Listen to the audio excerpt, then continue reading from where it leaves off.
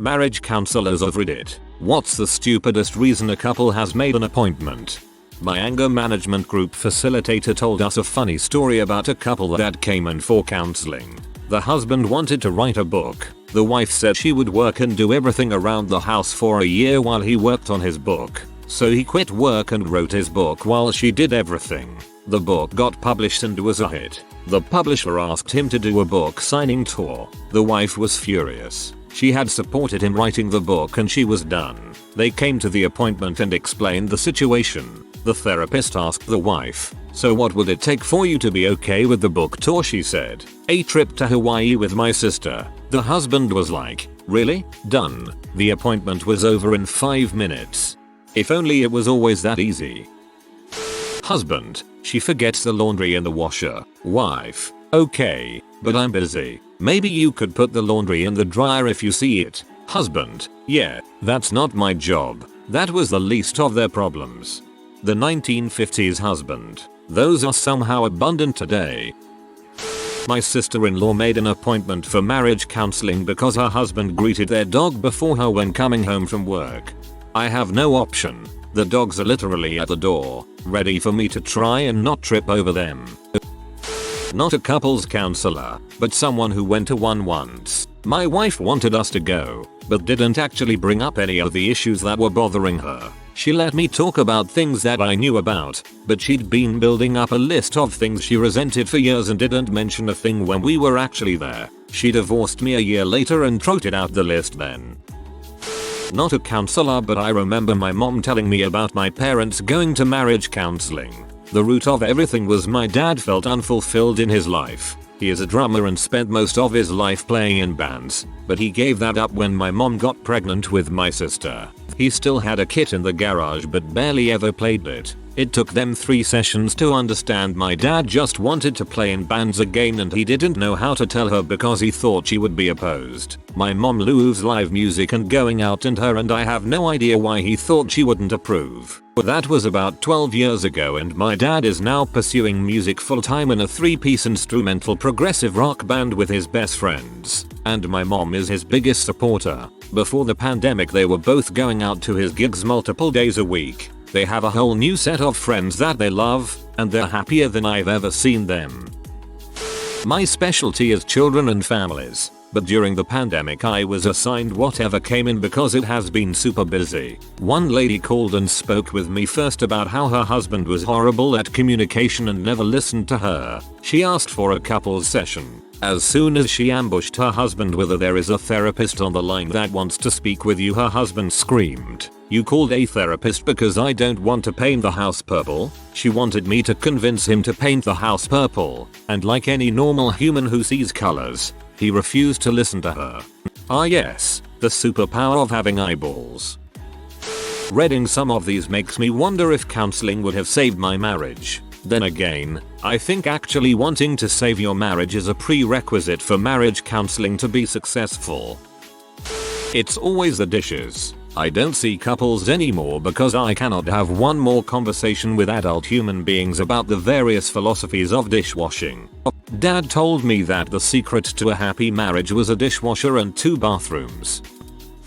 A pimp and one of his sex workers scheduled a session to see me because they were having jealousy issues. They were legally married and he was unhappy with how she couldn't leave work at work. Best couple ever. Not a counselor, but my friend is one, and a couple came to her, unofficially, because the wife wouldn't tell her hubby when her mum was coming over because she knew he'd be sick or out that day. A buddy of mine was in therapy with his wife. She told me later that my friend, let's call him Gary, has a drinking problem. Me, wait, what? Since when is Gary drinking? I never saw him drink alcohol. Her, that's the problem. Oh Gary, I hope you are fine now.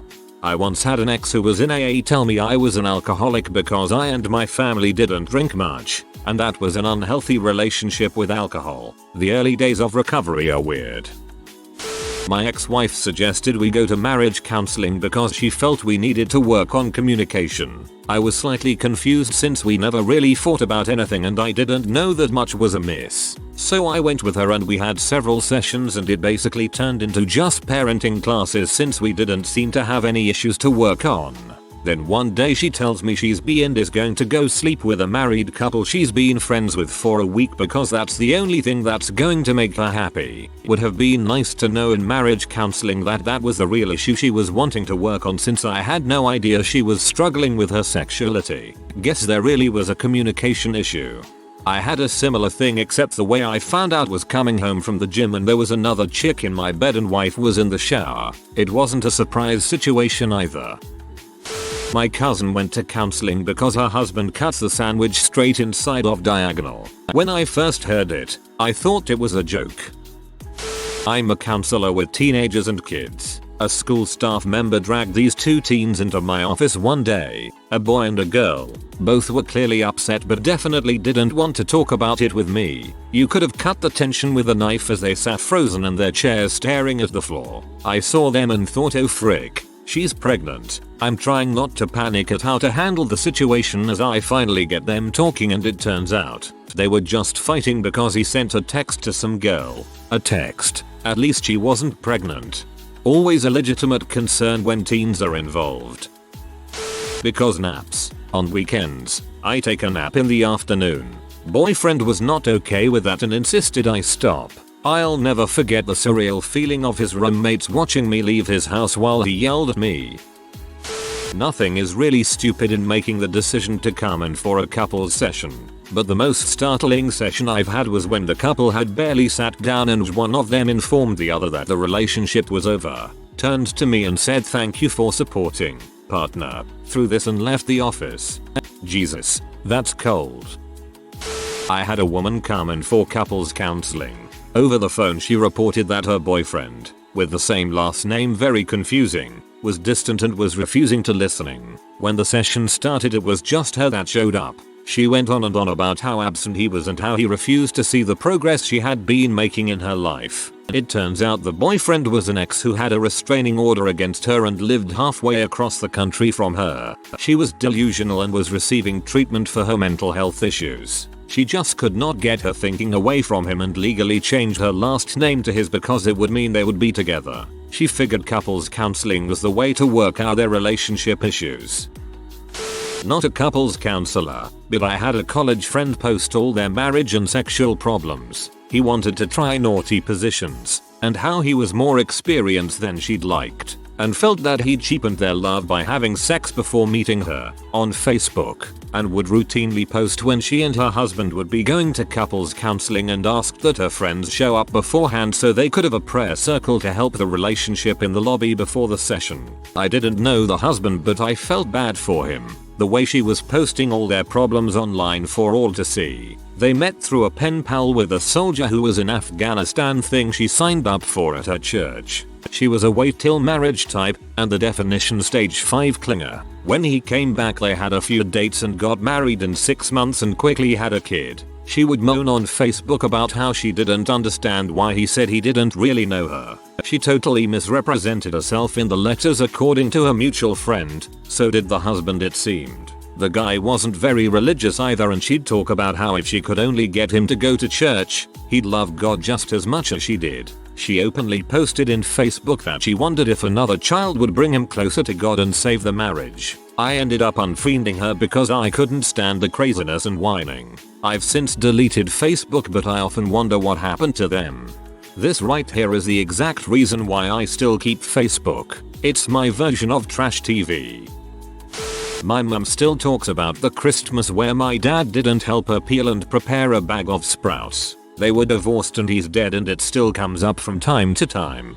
My grandma opened the urn to make sure her ex-husband was dead. Some grudges last. There was a couple who fought because the husband stopped liking cheese for some reason. Intolerance can really ruin a relationship, even when it's toward lactose.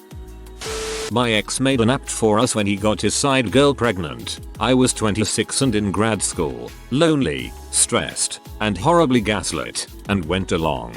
At the time the therapist would say if he hasn't changed by now he's not going to. Usually I'm trying to keep people together, but I'm not sure I can now, and I would get mad. Now I look back and things, come on girl, run.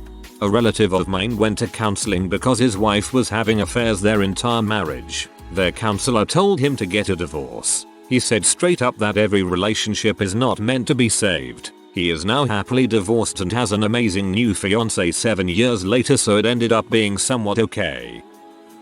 I'm not a marriage counselor, but I'm in school to be a mental health counselor at the moment. My professor has worked in the field for over 30 years, and we asked him this question at one point. He answered something like this: there is no stupid reason to seek out counseling. What may seem trivial to one person can completely consume another person. What may seem insignificant to you might just be the last straw for a client. It's our job to figure out why that stupid reason caused them to land in your care. Sometimes it's a lot of minor things that built up because they don't have any good coping mechanisms. Sometimes it's a major problem that they don't want to talk about, so they start small. Sometimes it's something they don't even realize is a problem, but is causing them distress regardless. There's a lot of reasons why clients might present you with something that seems completely insignificant, but the fact is, they are in front of you, paying you money, so that you can help them improve their mental health. 99% of the time, that means that they believe getting help is worth their time and money. He then proceeded to tell us a story about a woman who believed that Ashton Kutcher was her baby's daddy, and she wanted a psychiatric professional to verify her mental health so she could file for child support and reconnect with him. As far as he could tell, she had never met Ashton Kutcher, or even seen him in person. So like, sometimes people are crazy, but not usually. Oh my god, what about Myla? From the other side, I ran into an ex-girlfriend after being broken up for a long time. We decided to go to couples counseling as friends to clarify some stuff from the past. We went to the session, talked about some heavy stuff, but then ended up being very supportive to each other and laughed and stuck up for each other in a weird way. At the end, the counselor guy was just staring at us sort of dumbfounded and said something along the lines of, you two clearly need to get back together. I just remembered his face. He was looking at us like we were idiots. I think the idea of post-breakup couples counseling as friends might have been a new thing as well. Update: we got back together for about 2 weeks. I was away for work and she went on a vacation with another guy. When I find out, she said she didn't know she wasn't supposed to. We were very much in love for quite a few years, but at the end of our relationship she really started acting weird. She started acting out in crazy ways, cheating on me while I was at work and blaming me. She started a weird cross-dresser alter ego. She would get mad at me for this that she imagined could happen. It got really weird at the end. This was 5 or so years ago. Last I heard, she had quit her job and sort of lives like a hobo. A friend of a friend mentioned her one time and I found out she had gotten a DUI and had cheated on her current boyfriend. The counseling part was still very useful. I recommend counseling to anyone who has persistent relationship problems. I think the idea of a post-breakup counseling session is not a bad idea either. If it was a serious relationship, saying things out loud to a stranger can make you realize how dumb a lot of stuff really is. I'll always cherish the good years with that girl. We had a very fun and interesting world together. I hope she is doing well. I learned a lot from that relationship, which set me onto the path of a much better life and a much more mature outlook on communication and relationships. When my ex and I were having problems, she suggested marriage counseling. We went to a few sessions. I found out after the divorce she only went because she thought it would make her look better in the divorce. Indiana is a no-fault state, so all it did was cost me money. Ugh. Your ex is in butthole. I'm sorry that she put you through that. It's hard to put yourself in a vulnerable place when there's some exploitative MFers out there. I hope that you have better folks around you now.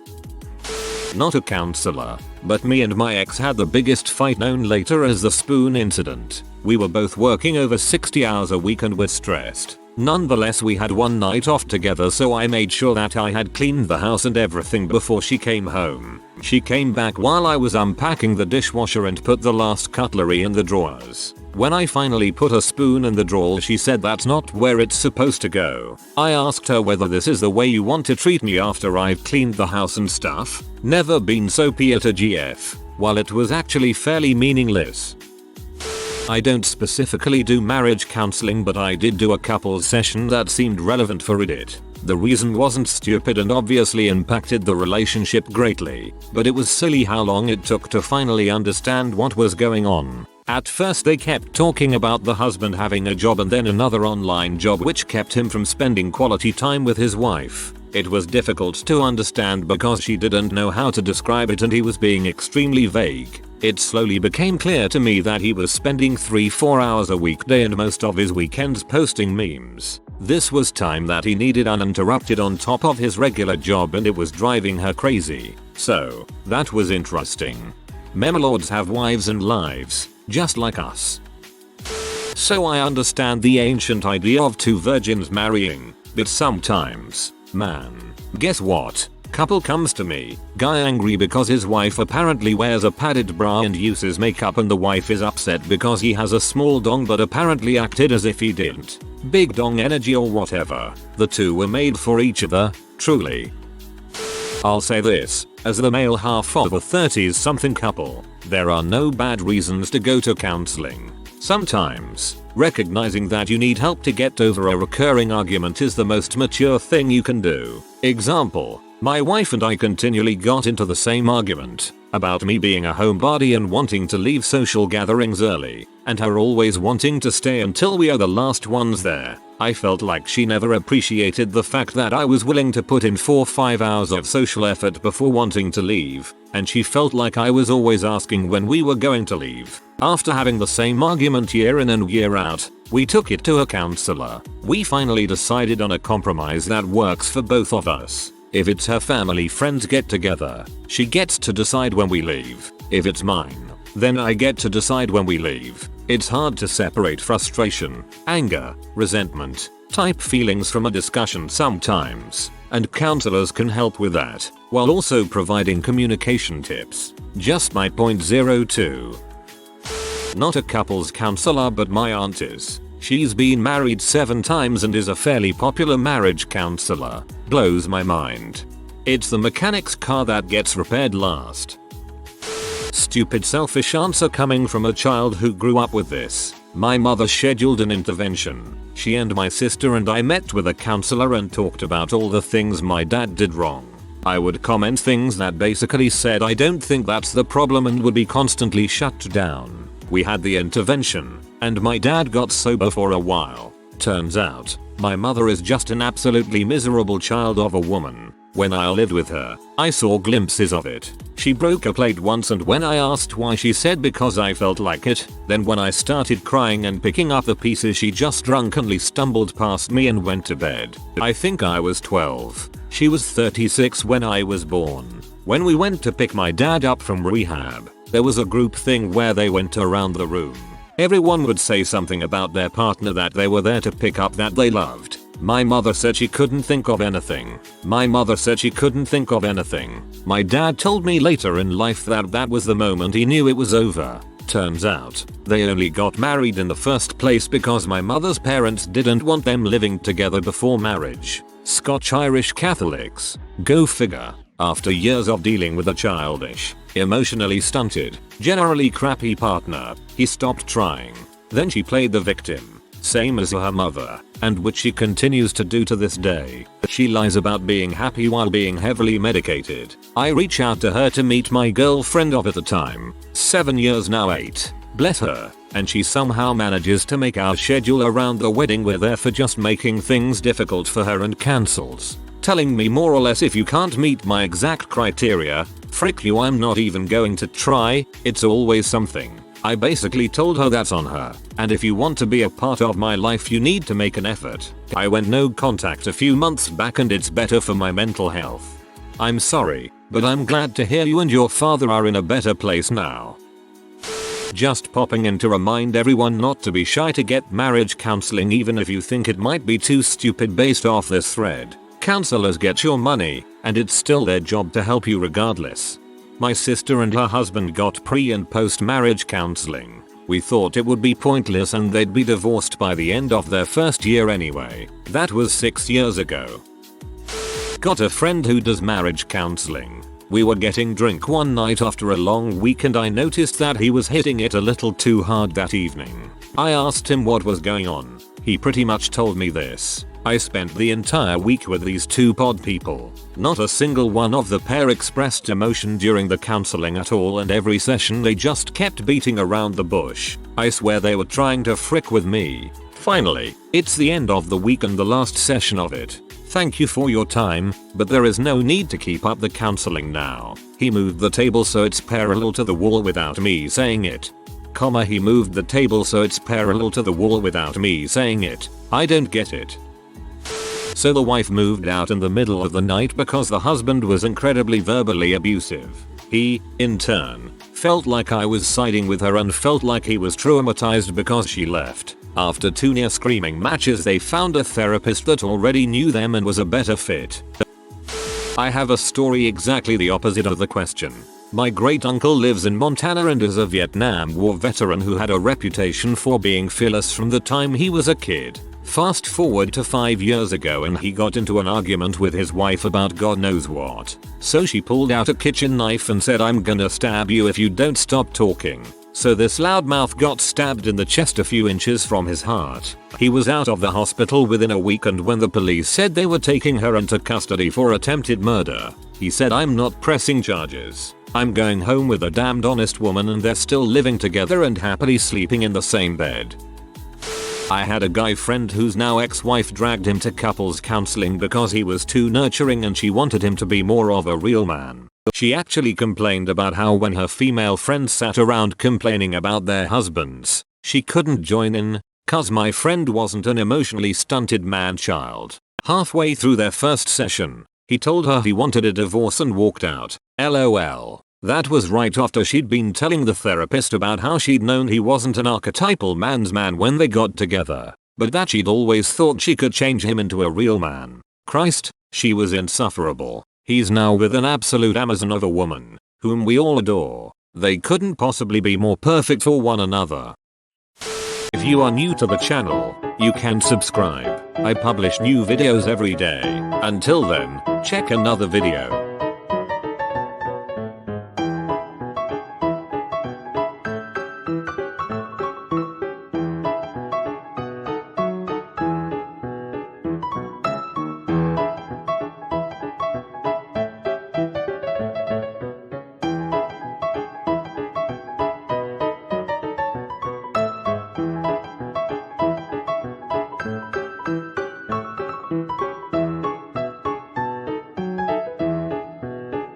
Bye for now.